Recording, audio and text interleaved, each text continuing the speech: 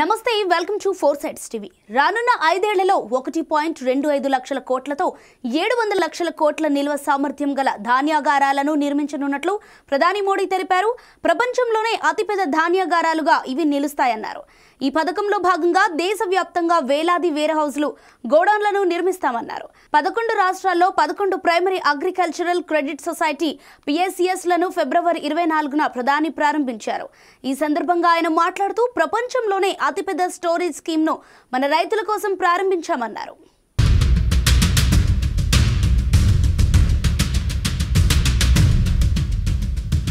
గత ప్రభుత్వ హయాంలో స్టోరేజ్ సౌకర్యం లేక రైతులు చాలా నష్టపోయారని, రానున్న రోజుల్లో ఆ ఇబ్బంది ఉండదని అన్నారు. గోడౌన్లు, వేర్ హౌసుల్లో వారి ధాన్యాన్ని దాచుకోవద్దన్నారు. అంతేకాకుండా వాటిపై రుణం కూడా తీసుకోవచ్చని, మార్కెట్లో గిట్టుబాటు ధర వచ్చే వరకు వాటిలో నిల్వ చేసుకోవచ్చన్నారు. వంట నూనెలు, పప్పు ధాన్యాలు, ఎరువులు దిగుమతి చేసుకోకుండా కోఆపరేటివ్ సంస్థలు సహాయపడాలని మోడీ కోరారు.